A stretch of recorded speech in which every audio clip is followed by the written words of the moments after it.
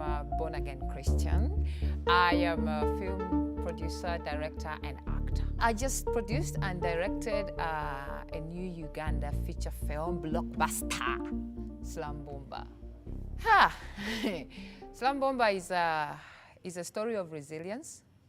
It is a story of sacrifice. It's a story of determination.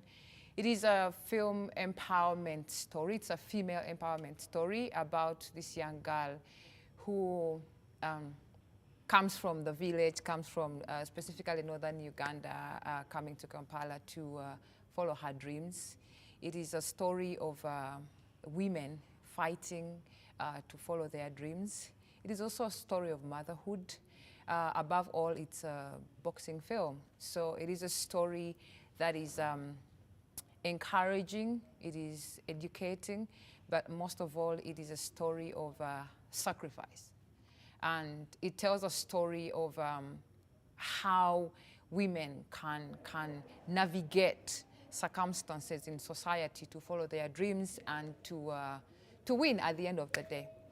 As a sportswoman, as a person with the kind of background that I have in sports, I would like to change that narrative.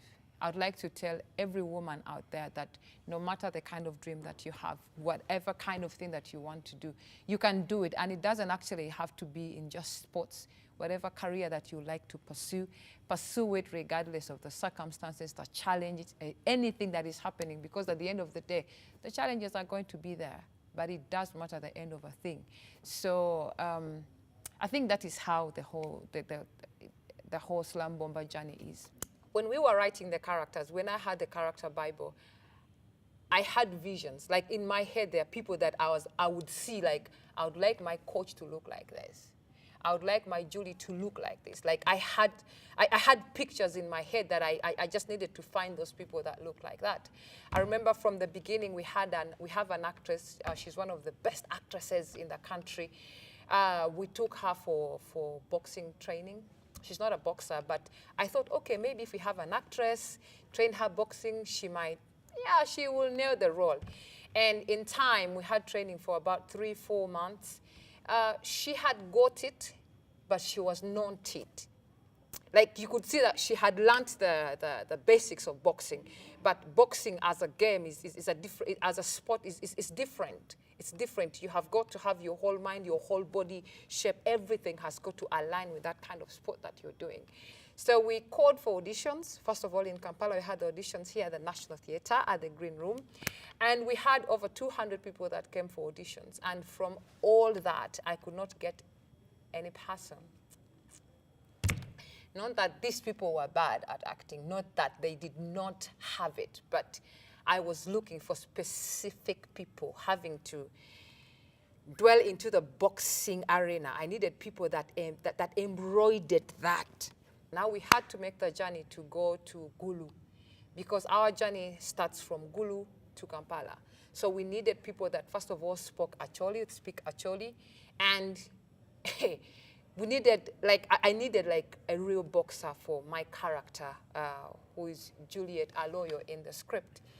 We had the first audition at Tax Village. It went well. We saw people very talented. Oh my God, Gulu has very talented actors, very talented. I could not get any person. So I told my team, let's go, we'll come back tomorrow. And we had a second audition. And when we had that audition, I was like, okay, I saw a few people who could act as our main actors, sister, brother, mother. No, not brother, because the brother is autistic. That is another character that we had to look for in a different kind of way. And I was happy that I got the mother, with the whole frustration having to have all the people that were talented. We could not get that one person that we were looking for. And I think my team got frustrated too, because I knew what I was looking for, but they could not understand it because it's only I that knew what I was looking for. And we are driving back from Tax Village. Well, right, is it Tax Village or Tax something? But it's an artistic kind of area where artists go. It's Tax Village, Tax Park, Tax something. But we were going back, driving back, and on the way, I tell the driver, stop. It's like, what is it? I mean, stop! And I remember raising my hand, stop, that is my Julie. And me, I know I'm saying Julie. For them, they don't even understand what is Julie. I'm like, that is my character. That is her. That is her. Just from seeing her, I'm like, that is her. She was rugged. She had a very natural, even the way she walked, I was like, oh, Mama, she just came from my dream to my reality. They stopped the car. I remember jumping out, and everyone else was following me, just running to a person that I don't know. She's a stranger. We are strangers. We stopped her, and she could not believe who we are. She speaks very minimal English. And she's, can you act? No. Do you box? I am a kickboxer. Yes, for me, that was the beginning. That was the start. I'm like, yes, I can start here. I was just happy, but then I had to make sure that she agreed to be part of the film. Oh my God. She was with her husband and a few other people from Gulu Boxing Club. She accepted to talk to us, but she did not accept to be part of the journey. But then we told her, we are going back to Tax Village in the evening. Can you come? We just need to see you, talk to you in a very, in a better environment. And the husband is like, okay, okay. We gave them our numbers.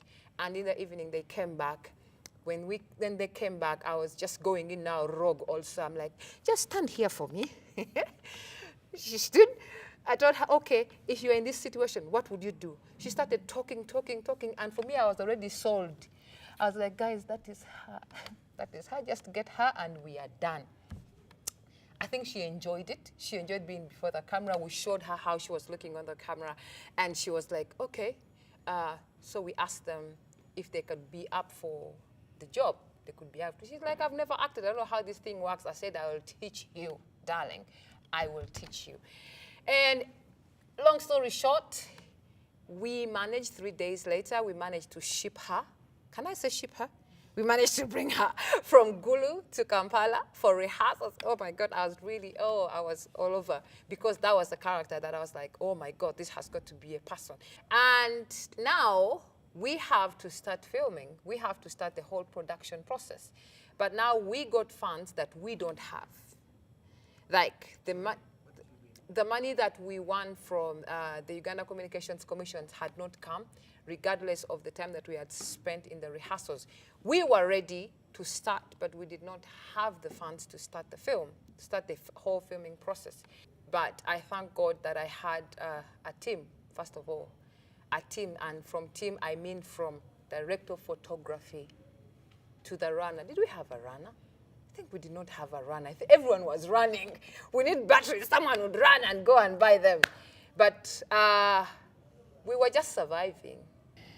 Now you have a Gulu trip that you have to make, but then you still cannot afford to take the people out there to go and shoot or film from that place. I got a loan. I went to the bank and I said, I need a loan. And I'm explaining to them film, they do not understand it, but they're like, for us we have the money, do you have collateral?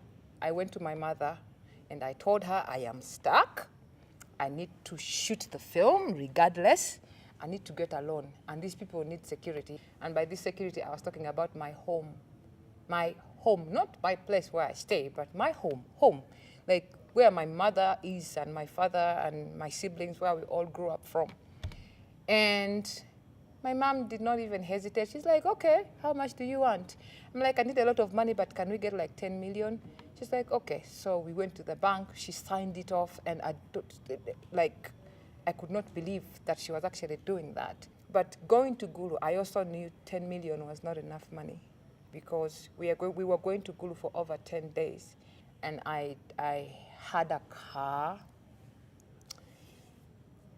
that I sold. Now this one I did not pawn. I sold it because, I mean, you can't go to a money lender and you're giving them the car. You still have to write that it's been sold. So I said, you know what, it's okay. I sold my car. That is how I was able to take the whole team to Gulu to film with circumstances. We knew circumstances would happen. I love, there's so many films that I looked at when I got to know that I'm going to go into this journey, in as much as it's a world that I know, but I am a kickboxer, not a boxer. those are completely different sports. So I went and looked at films that boxing films. I looked at Creed 2. I love Creed 2. I don't know why. There's something about Creed 2.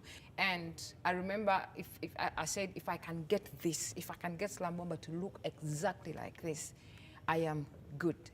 And then I love Raging Bull. But also there's another film called $1 Million Baby. I looked at Rocky, and of course, again, with the help of the coaches, like in the end, the final fight that we had other coaches that help us. We had another coach called Falicho. He's also a former boxer in Katwe. He also helped. Then, of course, Coach Kabugu again helped. Now you go on to the harder beat. I remember when I went to Four Line, that's a company where our main editors are. That is Matovu Zed and Jemba Jonah, also Hakim, but he's from a different company, Hacks Focus.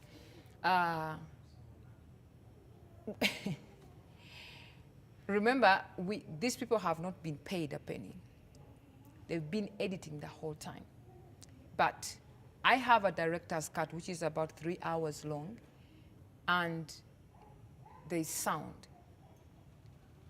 From the beginning, I knew that I wanted to work with Quad A, and I know at the back of my head that I don't have the money for Quad A.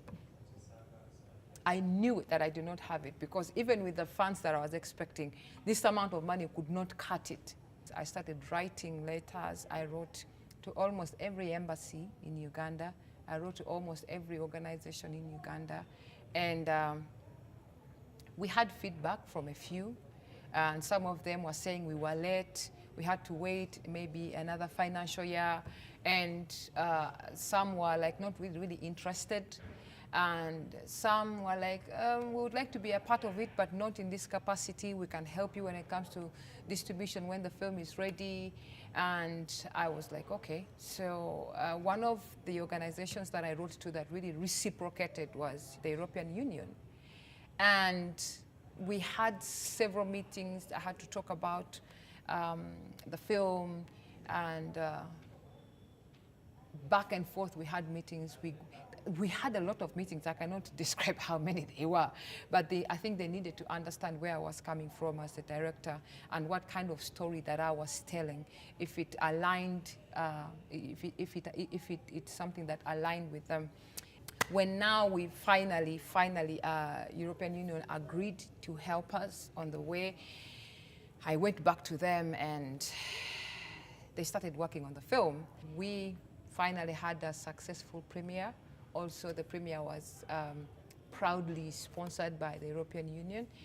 We had a successful premiere, and finally, I think the reaping has started a bit, but the reaping is for me from seeing the actual picture, everything put together.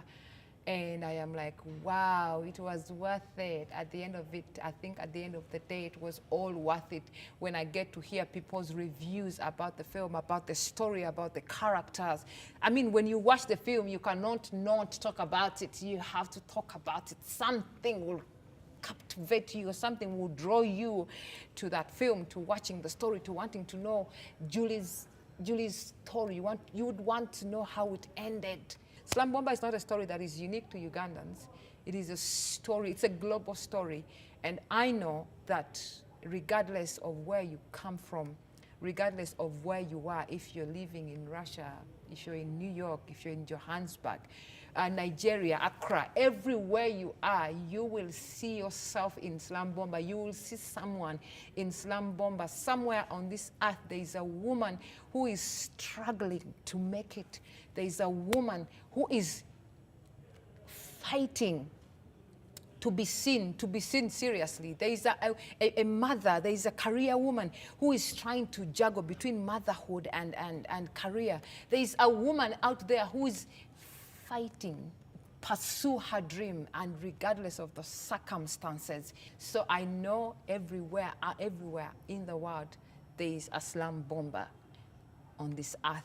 That is how I know that this is a story that is going to catch the whole world by surprise, a story told by Ugandans, yeah, a Ugandan story, but for the global market, for the whole universe, I would say, because women are everywhere and women are rising every day. So this is something for me. I cannot wait for the people to watch Slum.